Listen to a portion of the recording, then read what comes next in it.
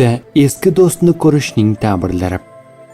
Tushda eski do'stni ko'rish turli holatlarga qarab turlicha talqin qilinadi. Tushda eski do'stni shunchaki ko'rish yaqin kunlarda eski xotiralar yoki o'tmish bilan bog'liq voqealar esga tushishi, eski tanish bilan uchrashish ehtimolini anglatadi. Tushda eski do'st bilan quchoqlashish, yarashish, yaxshi xabar olish yoki munosabatlarning yaxshilanishi belgisi sifatida talqin qilinadi. Tushda eski do'st bilan suhbatlashish siz uchun muhim maslahat yoki yangilik kelishini anglatishi mumkin. Tushda ko'rilgan eski do'st kulib turgan bo'lsa, quvonchli xabar, omad va ko'ngil xotirjamligi belgisidir.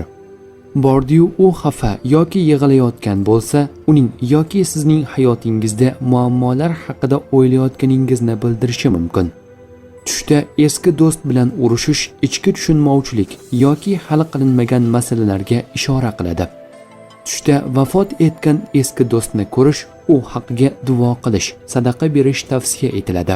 Ba'zan bu sog'inch va xotiralarning aks etishi ham bo'lishi mumkin. Islomiy talqinda eski do'stni yaxshi kayfiyatda ko'rish do'stlik, sadoqat va yaxshi xabarning belgisi hisoblanadi. Tushning ma'nosi ko'pincha do'stning holati va tushdagi voqelikka bog'liq bo'ladi.